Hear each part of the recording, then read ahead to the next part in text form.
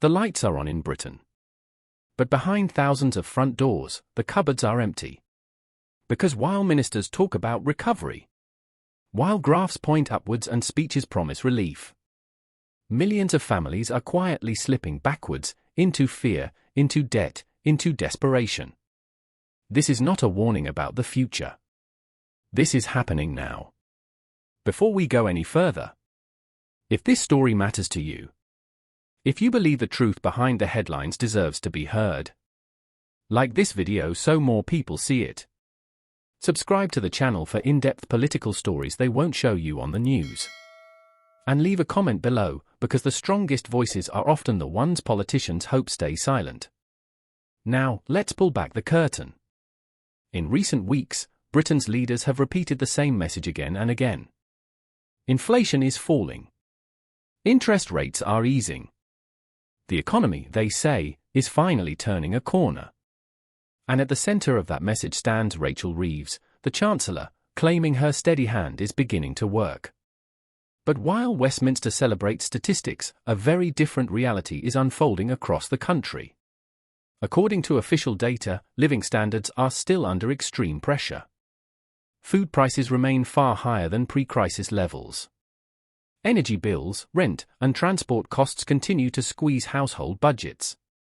And the most shocking figure of all? Nearly 1 in 4 working parents in the UK have relied on food banks in recent months, not because they are unemployed, but because their wages simply no longer stretch far enough. These are not isolated cases. These are families with jobs, with responsibilities, with children watching quietly from the kitchen table. During the election campaign, Keir Starmer promised stability, competence, and relief. The message was clear. A Labour government would ease the cost of living crisis without shocking the public. But now, months into power, critics are asking an uncomfortable question. If this is recovery, why does life still feel unaffordable? Retail sales have weakened. Consumer confidence remains fragile. Household debt levels are climbing again.